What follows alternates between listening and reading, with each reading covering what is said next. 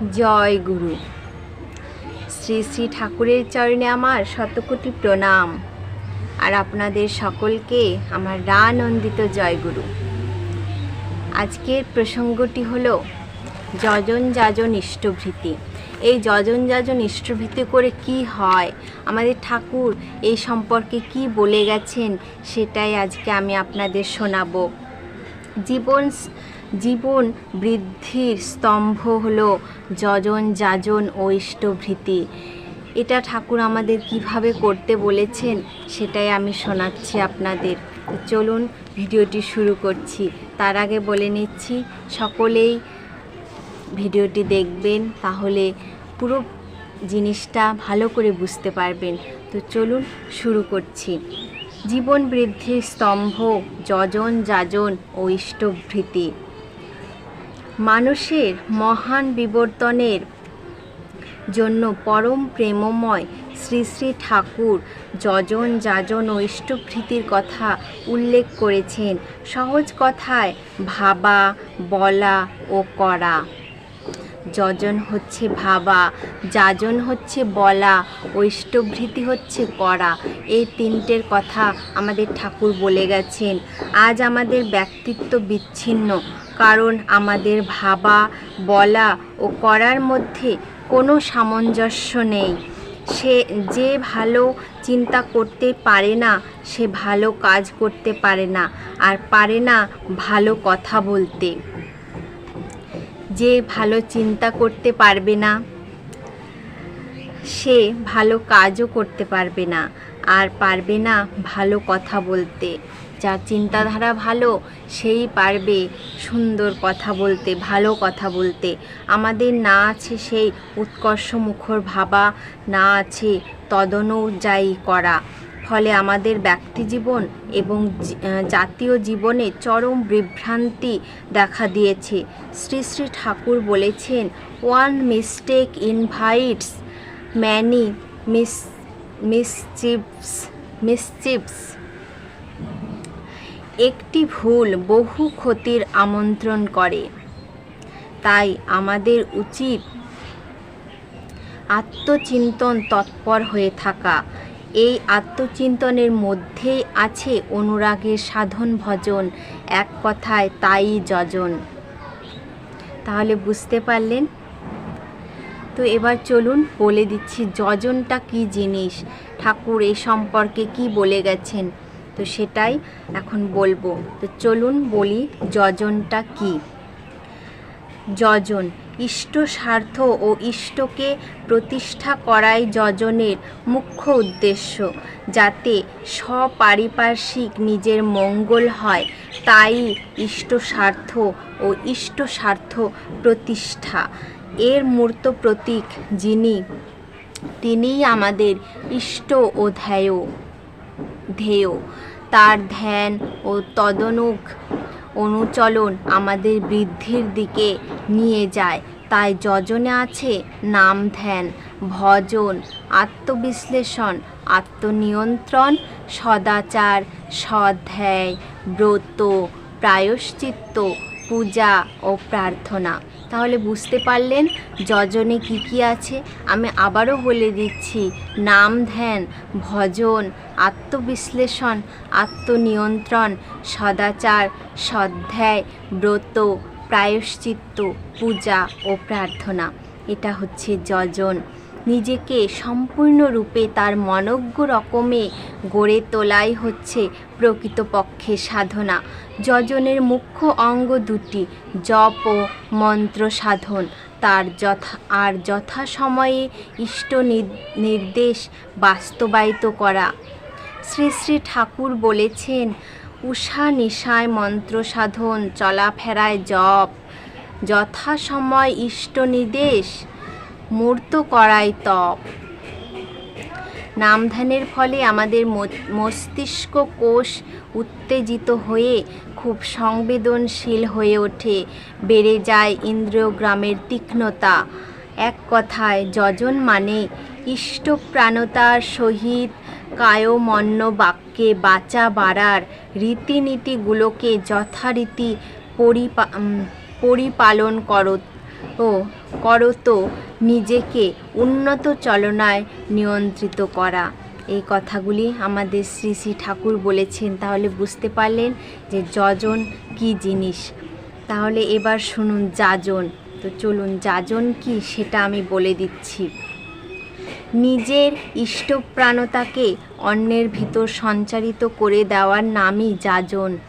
অন্যকে বাদ দিয়ে নিজের উন্নতির প্রচেষ্টা ব্যর্থতাকেই আবাহন করে। যাজনের মুখ্য লক্ষ্য ইষ্ট। এরই অপর নাম হলো ধর্মদান। আর ধর্মদান মানেই বাঁচা বাড়ার নীতিবিধি দান। বাঁচা বাড়ার মূর্ত প্রতীক স্বয়ং ইষ্ট পুরুষোত্তম। তাই সেবা, সহানুভূতি ও কথাবার্তার ভিতর দিয়ে তারই সঙ্গে মানুষের অস্বক্ষিলিত অনুরাগের যোগসূত্র রচনা করে দেওয়াই যাজনের মুখ্য অঙ্গ। যাজনের ফলে মস্তিষ্কের প্রতিটি দিক সক্রিয় হয়ে ওঠে। ক্ষুদ্র ক্ষুদ্র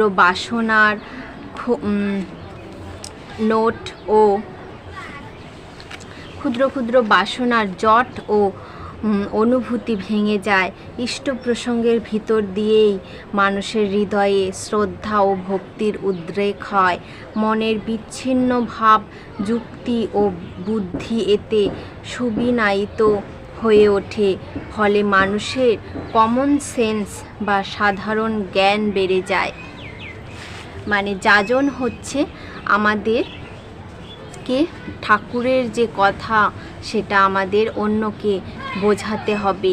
আমাদের ঠাকুর কেমন, আমাদের ঠাকুরের ইষ্টভৃতি করলে কি হয়, আমরা যে যাজন করব, তো এর মাধ্যমে আমরা সবটা বোঝাতে পারি। আমাদের মানে সকল দাদা ভাই, দিদি ভাই, গুরু ভাই সবাইকে আমরা এটা বোঝাতে পারি। ঠাকুরের কথা বলাই হচ্ছে যাজন।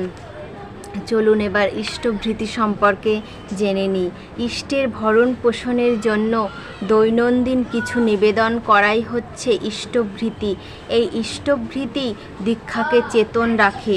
শ্রী শ্রী ঠাকুর বলেন, শরীর ও মনের যুক্ত আগ্রহের সহিত ঈপ্সিতে কেন্দ্রায়িত হয়ে তারই ভরণ কামনায় উপার্জনশীল হয়ে দৈনন্দিন জীবনে সর্বপ্রথম তাকে যে অর্ঘ্য নিবেদন করা হয় তাকেই ইষ্টভৃতি বলা হয়। আমরা যে সকালবেলা একটা টাকা দিয়ে বা যার যেমন সামর্থ্য তেমন একটা টাকা দিয়ে সেটাকে গুরু মন্ত্র জপ করে, আমাদের ইষ্টভৃতির একটা মন্ত্র থাকে যেটা জপ করে আমরা ঠাকুরকে সেই টাকাটা নিবেদন করি, সেটা হচ্ছে ইষ্টভৃতি। এই ইষ্টভৃতি করলে আমাদের কি হয়?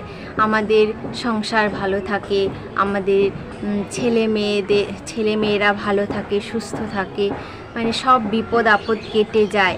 এই জন্য আমরা ইষ্টভৃতি করি। ইষ্টের জন্য বাস্তবভাবে কতকগুলি করা হলে এই করার যে সঞ্চিত ফল তা আমাদের বোধে ধরা পড়ে, অর্থাৎ অজানাগুলি জানা হয়ে আসে এর ভিতর দিয়ে।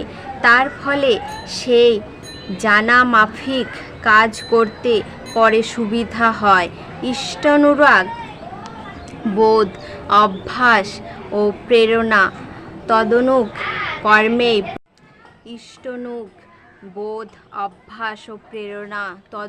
কর্মেই প্রবৃত্ত করে। মানুষ যদি নিষ্ঠা শ্রদ্ধা সহ ইষ্টভৃতি পালন করে তবে তার জীবনে কখনো ব্যর্থতা আসতে পারে না। জপ ধ্যানাদির শেষে প্রত্যহ অতি প্রত্যুষে অন্নজল গ্রহণের পূর্বে যথাশক্তি ইষ্টভৃতি ভোজ্য বা সেই পরিমাণ অন্য কোনো জিনিস বা তার বিনিময়ে অর্থ নিবেদন করা যেতে পারে এবং ঠিক 30 দিনের দিন ইষ্টস্থানে তা পাঠিয়ে দিতে হবে। তাহলে বুঝতে পারলেন কি হবে ইষ্টভৃতি করে। আমরা ঘুম থেকে ওঠার পরে খাবার গ্রহণের আগে, মানে জল গ্রহণের আগে যে টাকাটা আমরা আমাদের ঠাকুরকে দান করি, ইষ্টভৃতি করি, তার মাধ্যমে আমাদের সংসার ভালো থাকে, আমাদের পরিবার পরিজন ভালো থাকে, সুস্থ থাকে, তাই আমরা ইষ্টভৃতি করি। শ্রী শ্রী ঠাকুর বলেছেন, শ্রী শ্রী ঠাকুর যজন যাজন এবং ইষ্টভৃতি সম্পর্কে এইরকমই বলেছেন, যজন যাজন ইষ্টভৃতি করলে কাটে মহাভীতি। আমরা যদি এই তিনটে করতে পারি, আমাদের যে মহাভীতি সেটাও কেটে যাবে। শ্রী শ্রী ঠাকুর ইষ্টভৃতিকে বিপাক তারণ বজ্রনীতিও বলেছেন। নিখুঁত ইষ্টভৃতির ফলে মানুষ কালজয়ী হয়ে ওঠে। আমাদের ঠাকুর অনেকভাবে অনেক কিছু বুঝিয়ে দিয়েছেন, তো তার মধ্যে এটা হচ্ছে একটা, যজন যাজন ইষ্টভৃতি। তো আপনারা নিয়ম সহকারে, শ্রদ্ধা সহকারে যজন যাজন ইষ্টভৃতি করুন, তাহলে আপনাদেরও মহাভীতি কেটে যাবে। তা আজকের প্রসঙ্গটি এই পর্যন্তই। আবারও আসবো নতুন কোনো প্রসঙ্গ নিয়ে। আজকের মতো সমাপ্ত। জয় গুরু।